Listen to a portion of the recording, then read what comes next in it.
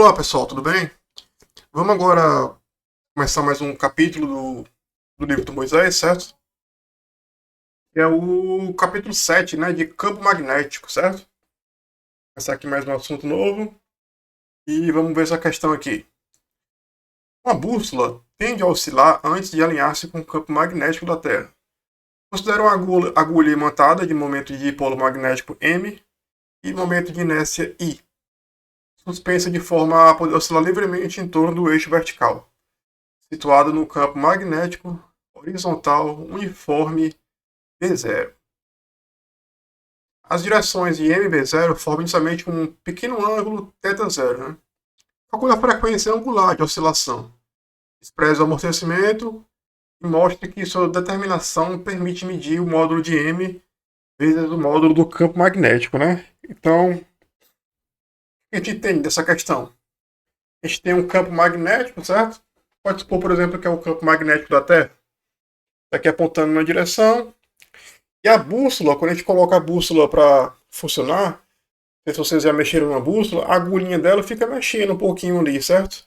Antes dela se alinhar. Ela começa com um ângulo, e devido ao torque que ela vai sofrer, que a gente vai calcular aqui, ela vai se alinhar com o campo magnético.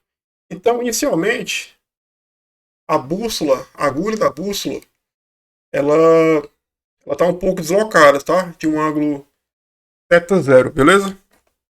Então vamos ver aqui como é que a gente vai fazer isso. Eu vou supor que tem um campo magnético. Vou colocar aqui nessa direção para cima aqui. Beleza? E a minha bússola eu vou colocar nessa direção aqui, fazendo um ângulozinho θ0. Vou colocar aqui. Então vamos lá, como é que funciona aqui? Aqui é a minha bússola, tá? Aqui um lado dela, aqui o outro.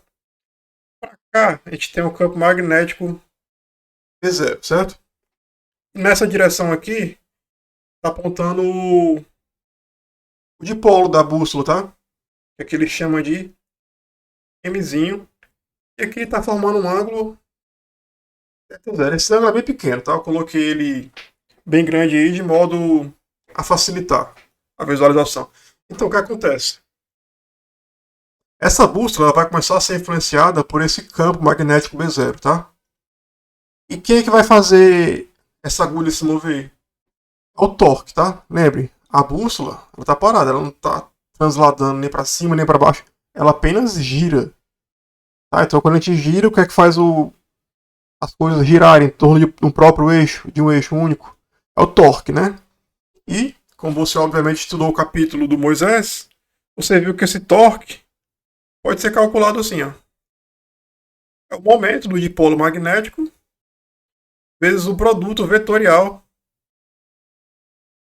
do determinado campo magnético, tá? Então essa fórmulazinha que tem lá no Moisés, só que está na forma vetorial, certo? Então vamos lá. Vamos calcular agora esse aqui o módulo do torque. E para calcular esse produto vetorial, vocês lembram como é que faz? Pega o primeiro termo, que é o do dipolo magnético, né? Você bota a sua mão assim, apontando para cá, apontando para o M. Aí você vai fechar a sua mão em direção a outro vetor. Então tá inicialmente M e o B está para cá, né? Aqui o M, momento de dipolo. Eu vou fechar em direção ao B0. E o meu dedão é para onde vai apontar o torque, certo? Então, se vocês fizerem olhando no papel, aponta a palma da mão em direção ao vetor M e fecha em direção ao vetor B0, vocês vão ver que o torque ele vai estar entrando no papel, tá? Entrando no papel. O produto vetorial desse vetor por esse vetor vai dar um produto vetorial entrando no papel. E se vocês lembrarem lá de Física 1, o vetor entrando, a gente definiu ele como no sentido horário, tá? E o horário é negativo. Quando o torque é horário, ele é negativo. Quando o torque é anti-horário, ele é positivo.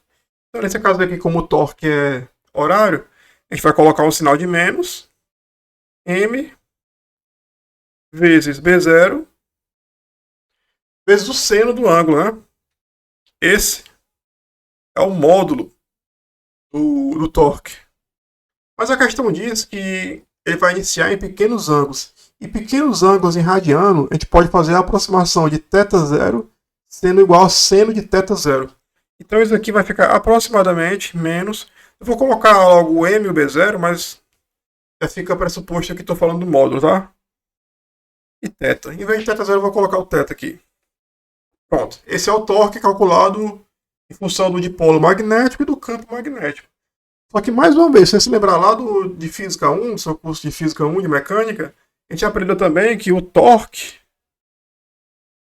ele pode ser dado pelo produto de inércia, o módulo dele, vezes a aceleração angular, né? Beleza? Para não esquecer, eu sempre gosto de fazer uma relação com a lei de Newton. A lei de Newton lá, F é igual a m vezes a aceleração linear, né? Então, a inércia está para a massa, assim como a aceleração linear está para a aceleração angular. Mas o que é esse alfa aqui? Esse alfa nada mais é que a derivada segunda do ângulo, né? Porque se eu tenho aqui um ângulo θ, o que é o ômega? Ômega é o dθ dt. A gente pode abreviar simplesmente por θ e um pontinho aqui em cima, tá? E o que é o alfa, que é a aceleração angular? É quando eu pego o dθ e derivo em relação a dt. Eu coloco dois pontinhos aqui. Então essa expressão aqui, ó, eu vou igualar com essa expressão aqui. Ou seja, menos m b0 θ é igual ao momento de inércia vezes o θ derivado, né? A segunda derivada de θ. Que eu posso fazer, vou deixar dessa maneira aqui, vocês vão entender por quê. mb0 sobre inércia. Tá? Agora vocês devem lembrar, mais uma vez agora outro assunto, né? De oscilação, osciladores harmônicos.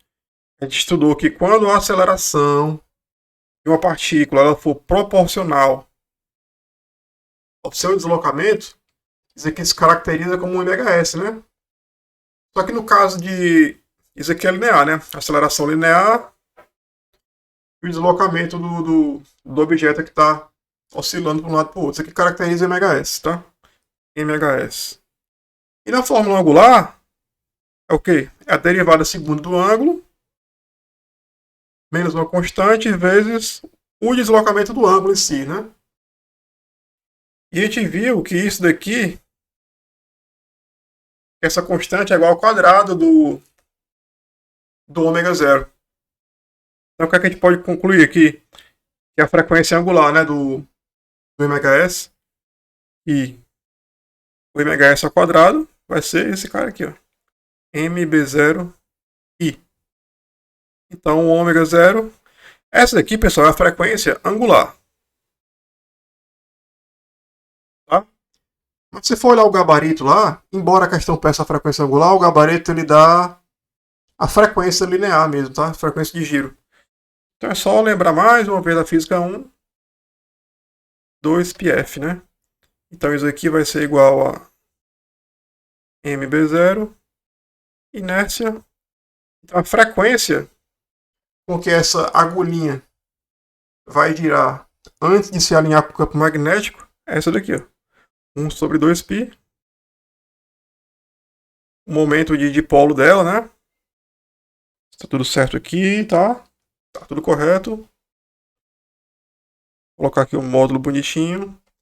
E essa é a resposta do nosso exercício 1, beleza? E o 2 que eu vou gravar agora, vou aproveitar e gravar na sequência, mas em outro vídeo, vai usar essa mesma questão, tá? Então a gente se vê na questão 02, capítulo 7, beleza? Valeu!